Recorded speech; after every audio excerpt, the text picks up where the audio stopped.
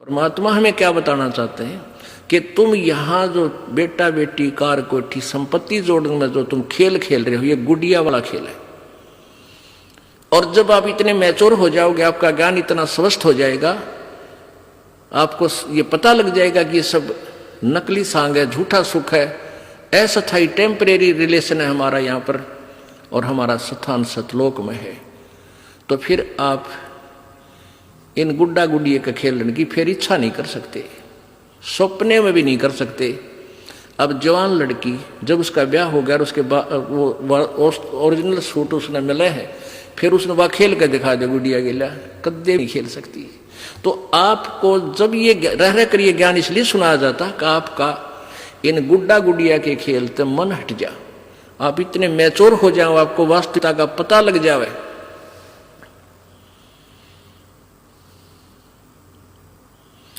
तेरे साथ किए कितनी जाली, तू क्यों लारी वार।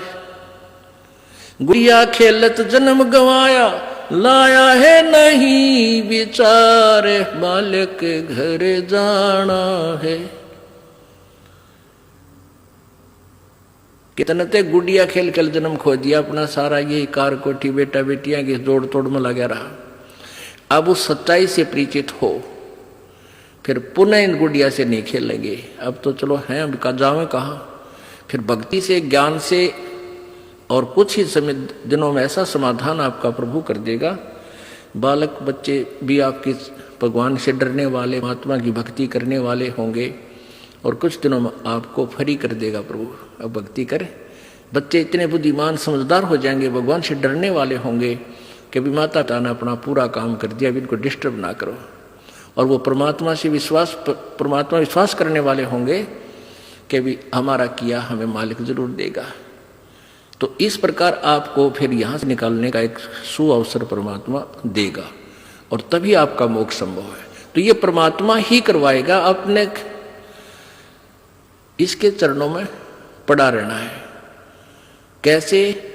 द्वार धनी के पड़ा रहे, धक्के धनी के खावे, सो काल चकजोल ही पर द्वार छोड़ ना जावे। इसका यही तरीका फार्मूला बताया है कि अपने सच्चे सतगुरु के द्वार से दूर नहीं हो जा। चाहे कितना झटके पटके काल दे, आपको छोटी मोटी हानि भी होती थी होने दे, कोई वो भी मालिक की रजा है, उसमें आपके ना ही होने में आपका हित होगा, ये सत्य कर मान लेना। तो फिर आपने हर पहलू को अपनाना होगा कि राज्य क्रमता राम की रजा धरे जो शीस, दास गरीब दरस परस तिन बैठे जगदीश। कच्चा हीरा कृच हुए नहीं सह गण भार, और ऐसा मन ये हो रहा वहां लिख ले करता रहे। एक हीरे की परख करने का क्या तरीका बताया है? एहरन के ऊपर एक लोहे का ऐसा थंब बसा हुआ, धरती में गाड़ रखा हो, इतना ऊपर, वो 8 बाई 8 इंच चौड़ा उसका ऊपर का सरफेस होता है, और ऊपर तक घन इतना बारा 2 दड़ी पक्के का लोहे का डंडे में, और उसको न्यू मारा करें। एहरन के ऊपर लोहे के उस एहरन पर रखकर लोहे के उस पटड़े से पर हीरा रख दिया जाता है, और ऊपर से घन ठोका जाता है, और हीरे का निशान भी नहीं होता, वो पक्का है। और जब वो कच्चा है तो क्रच हो जाएगा, उसमें निशान पड़ जाएगा, टूट फूट जाएगा। तो कहते परमात्मा तुम्हारा वहां ऐसे परीक्षा लेगा, आपको यहां से पार करने के लिए ऐसे घण मार के देखेगा। कच्चा हीरा कर्च हुए, नहीं सह घण भार, नहीं सह घण मार, और ऐसा मन यू हो रहे जहां फिर लेखा ले करता रहे। तो परमात्मा बताते हैं कि समझा है तो शर दर पाओ, बहुर नहीं रे ऐसा दाओ। बोलो सतगुरुदेव। राम नाम रटते रहो जब तक घट में प्राणे, कभू तो दीन दयाल के बिनक पड़ेगी कान।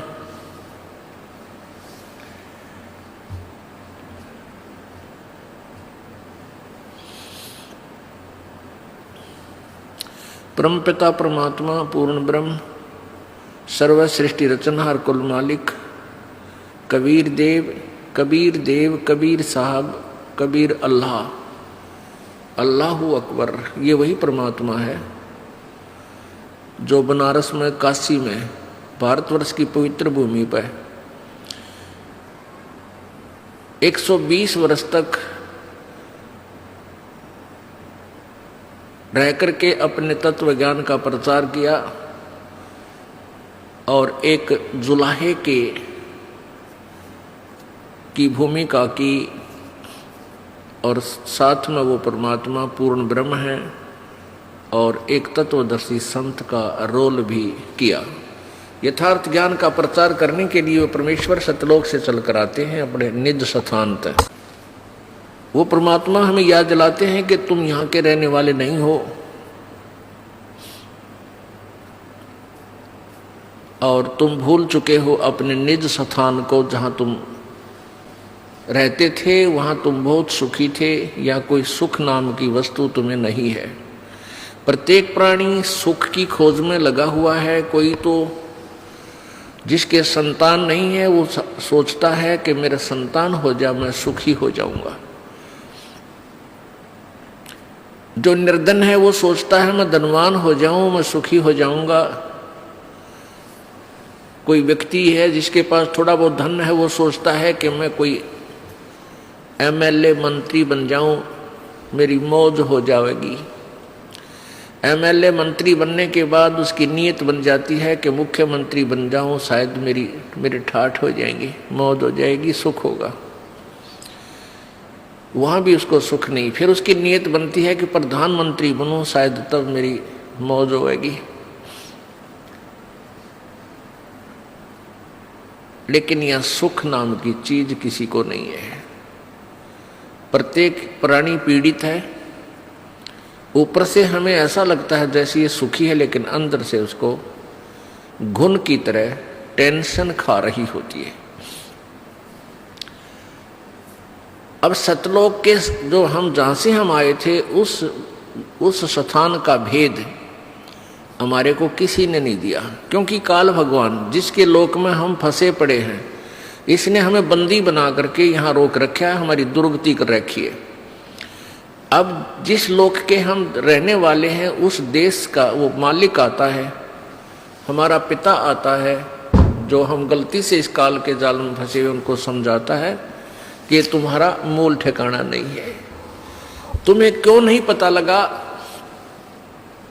पीछे गए ना आगे गए ना बावड़े, रहते भी सब जहां, बिन साहिब की बंदगी कहीं ठोर ठिकाना ना। परमात्मा कहते हैं भाई पहले जो चले गए तुम्हें छोड़कर, वो काल ने भ्रमित कर दिए, कहीं के कहीं पटक दिए ठाकर, वो तो वापस आए नहीं। यूं बताने के लिए आगे बहुत बुरी दुर्गति है, और जो रह रहे हैं से ये भी चले जाएंगे, ये भी मर जाएंगे। साथी हमारे चले गए हम भी चलन हारे, कोई कागज में बाकी रह रही तात लगी है वार। अब यह इतने दुखी हैं हम, जिसकी मृत्यु होगी उसको तो हम सोच लेते हैं मर गया भाई मर गया, कोई बात नहीं, इसका अंतिम संस्कार करो और क्रिया करके फारिग हो गए। शेष बचे हुए ये सोचते हैं हम अभी नहीं मरेंगे। परमात्मा कहते हैं विचार करो, जैसे वो चले गए वो भी यही सोचे हुए थे हम अभी नहीं मरेंगे। साथी हमारे चले गए और हम भी चालनहार। परमेश्वर अपने ऊपर ही ये सब उदाहरण दे करके हमें समझाना चाहता है। और कोई कागज में बाकी रह रही तात लागरी वार। अभी तेरे सांस शेष हैं प्रभु के कागजों में, इसलिए तू शेष बचा है। जिस दिन वो कागज पूरे हो जाएंगे, 1 सेकंड ना घर वाले रखें और तो रखेगा कौन? तो क्या बताते हैं कि आगे गए ना बावड़े, बावड़े माने वापस नहीं आए, और रहते भी सब जहां, और बिन परमेश्वर की बंदगी की ठोर ठिकाना ना। आज आपने अपना घर अपना देश, अपनी